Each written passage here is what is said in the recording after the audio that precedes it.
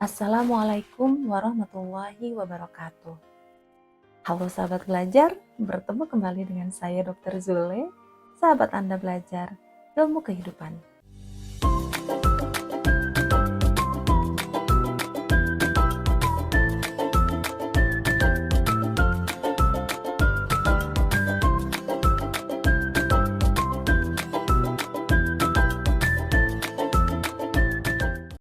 Pernahkah sahabat belajar mengalami rasa takut? Saya yakin hampir semuanya akan menjawab pernah. Tahukah sahabat belajar apa yang menyebabkan rasa takut?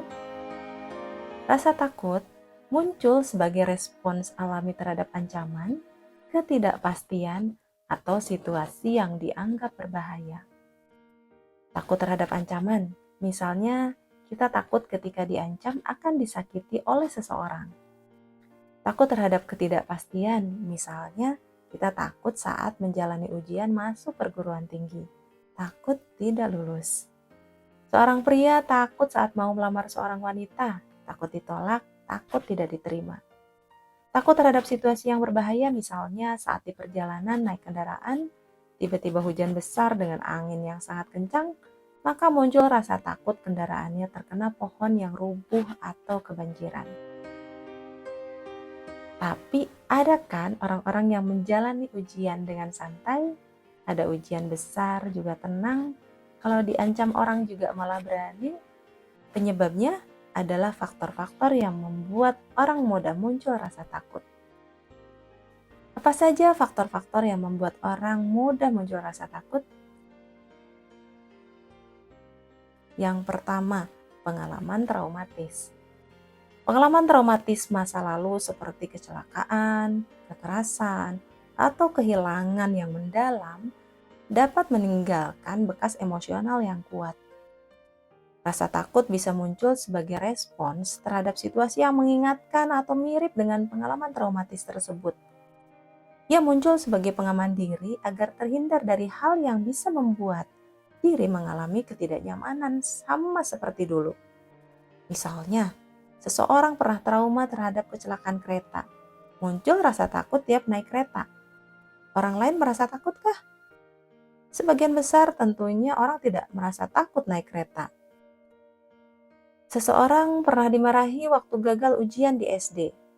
Setiap ia akan ujian, ia mengalami ketakutan karena pikiran bawah sadarnya menyimpan memori negatif tentang gagal ujian. Yang kedua, ketidakmampuan mengontrol. Seseorang yang memiliki keterbatasan kemampuan akan sesuatu akan memiliki rasa takut yang lebih besar dibandingkan orang yang sudah memiliki pemahaman tentang hal yang dihadapi. Ketidakmampuan seseorang mengontrol karena disebabkan kurang pemahaman atau pengetahuan atau ilmu ini menyebabkan seseorang mudah mengalami rasa takut. Ketiga, faktor genetik dan biologis. Beberapa penelitian menunjukkan bahwa ada komponen genetik dan biologis dalam kecenderungan mengalami rasa takut. Faktor genetik dapat mempengaruhi respons otak terhadap ancaman dan mengatur tingkat kecemasan seseorang.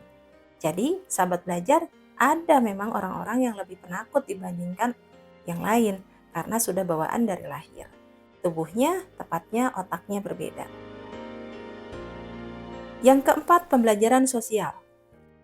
Rasa takut juga dapat dipelajari melalui pengalaman sosial. Misalnya, ketika melihat orang lain takut saat mendengar cerita tentang hal yang berbahaya, dapat memicu respons serupa dalam diri kita. Pembelajaran sosial juga dapat terjadi melalui permodelan perilaku oleh orang tua, saudara, teman, atau lingkungan. Misalnya, di suatu kampung warganya selalu takut melewati sebuah pohon beringin yang katanya angker sejak dahulu.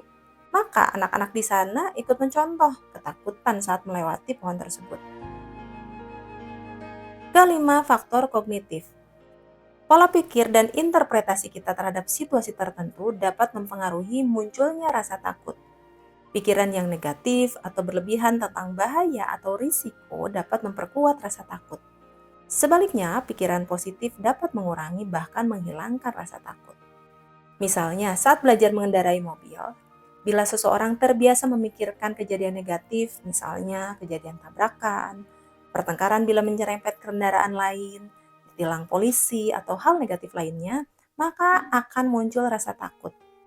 Sebaliknya, pada orang lain yang terbiasa menghadirkan pikiran positif, santai, misalnya dia berpikir banyak kendaraan yang berjalan dengan aman, polisi mengatur lalu lintas dengan baik agar bisa disiplin, mobil itu kendaraan yang aman melindungi tubuh dari terserempet kendaraan lain, maka pada orang seperti ini akan muncul rasa tenang. Keenam, gangguan kecemasan. Kecemasan yang berlebihan atau gangguan kecemasan seperti gangguan kecemasan umum, fobia atau gangguan panik dapat menyebabkan rasa takut yang berlebihan dan tidak proporsional terhadap situasi yang sebenarnya tidak berbahaya. Nomor 6 ini termasuk gangguan jiwa yang memerlukan penanganan khusus kepada tenaga ahli. Sahabat belajar, setiap individu dapat memiliki tingkat sensitivitas tentang rasa takut yang berbeda-beda. Rasa takut yang wajar dan proporsional terhadap ancaman dapat membantu melindungi kita, tetapi jika rasa takut tersebut mengganggu kehidupan sehari-hari atau menghambat perkembangan pribadi, maka ini kemungkinan sebuah gangguan atau penyakit jiwa yang perlu diobati atau diterapi. Baik, selanjutnya kita akan belajar mengatasi rasa takut yang bisa dilakukan oleh sendiri. Berikut adalah 7 langkah yang efektif untuk mengatasi rasa takut khusus untuk yang bukan gangguan karena genetik ataupun kondisi takut yang sudah masuk level gangguan jiwa berat, cemas, fobia yang perlu terapi khusus ke psikiater, psikolog, hipnoterapis, atau terapis lain. Saya ulangi ya sahabat belajar, ini khusus untuk yang bukan gangguan karena genetik ataupun kondisi gangguan jiwa berat, cemas, fobia, atau kondisi lain yang perlu terapi khusus ke psikiater, psikolog, hipnoterapis, atau terapis lainnya. Langkah pertama, kendali dan pahami rasa takut. Kenali dan pahami apakah itu adalah takut akan kegagalan, takut akan penolakan, atau takut akan situasi tertentu. Dengan memahami rasa takut tersebut, Anda dapat bekerja pada strategi yang lebih efektif untuk menghadapinya. Yang kedua, terapi SAFE. Terapi SAFE atau Spiritual Emotional Freedom Technique merupakan terapi energi yang berpengaruh ke psikis seseorang melalui pengetukan titik-titik tertentu dalam akupunktur. Nah, teknik ini dapat meredakan rasa takut dalam waktu 5 sampai dengan 30 menit. Langkah-langkah teknik SAFE dapat dilihat dalam video yang linknya saya bagikan di deskripsi. Contoh-contoh praktek terapi SAFE ada di YouTube channel saya yang satu lagi, yaitu YouTube channel Dr. Zule. Linknya juga saya bagikan di deskripsi. Langkah ketiga, hadapi rasa takut secara bertahap. Baik, setelah sahabat belajar melaksanakan terapi SAFE, mulailah dengan memilih tindakan kecil yang dapat menghadapkan Anda pada rasa takut Anda dan bertahap tingkatkan tantangannya seiring waktu. Ini akan membantu Anda membangun kepercayaan diri dan memperluas zona nyaman. Misalnya, Anda takut terhadap presentasi di depan banyak orang. Nah, silahkan nanti setelah melakukan terapi SAFE, Anda berlatih berbicara di depan teman atau saudara, kemudian ke orang asing, dari jumlah yang sedikit kemudian menjadi yang lebih banyak. Langkah keempat, ubah pola pikir negatif menjadi positif. Mulailah mengenali pikiran-pikiran negatif Anda dan gantilah dengan pikiran positif yang memunculkan kedamaian, ketenangan, rasa optimis, dan akhirnya dapat meningkatkan kepercayaan diri Anda. Misalnya, pikiran negatif, presentasi saya ini sederhana sekali, sedangkan mereka orang-orang yang lebih pintar, pasti nanti saya akan dikoreksi dan disalahkan. Pertanyaan mereka pasti juga susah-susah. Nah, bila berpikir seperti ini dijamin rasa takutnya muncul otomatis. Silakan ubah pikiran negatif tadi menjadi pikiran positif. Saya hari ini adalah seorang yang bertugas presentasi yang dihadiri oleh orang-orang hebat para senior yang sudah berpengalaman melihat dengan berbagai macam presentasi.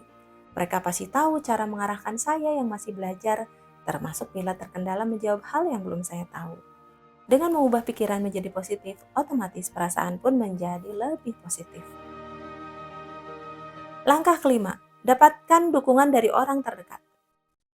Mendapatkan dukungan dari orang terdekat dapat sangat membantu dalam mengatasi rasa takut. Berbagilah dengan orang-orang yang Anda percayai dan mintalah mereka untuk mendukung Anda. Mereka dapat memberikan perspektif yang berbeda, memberikan dorongan moral, atau bahkan menjadi teman yang mendampingi saat Anda menghadapi rasa takut Anda. Langkah keenam, tingkatkan pengetahuan dan keterampilan. Beberapa rasa takut dapat dikurangi dengan meningkatkan pengetahuan dan keterampilan yang terkait dengan situasi yang biasa Anda takuti. Ambillah waktu untuk belajar dan mempersiapkan diri sebaik mungkin. Semakin siap Anda pada hal yang ditakuti, semakin besar kepercayaan diri yang Anda miliki, semakin berkurang rasa takutnya. Misalnya, takut tenggelam akan hilang setelah kita kursus berenang. Simpel kan ya? Langkah ketujuh, bersikap sabar dan teruslah berusaha.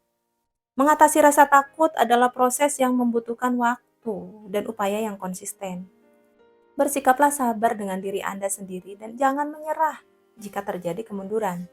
Teruslah berusaha dan ingatlah bahwa setiap langkah yang Anda ambil menuju mengatasi rasa takut Anda adalah sebuah kemajuan yang berarti dalam kehidupan Anda. Demikian sahabat belajar, 7 langkah efektif mengatasi rasa takut. Semoga bermanfaat untuk sahabat belajar dan saya doakan semoga sahabat belajar bisa hidup lebih nyaman, bahagia, dan lebih sukses. Sampai bertemu kembali di lain kesempatan dengan saya Dr. Zule. Sahabat belajar ilmu kehidupan, salam hangat selalu. Assalamualaikum warahmatullahi wabarakatuh.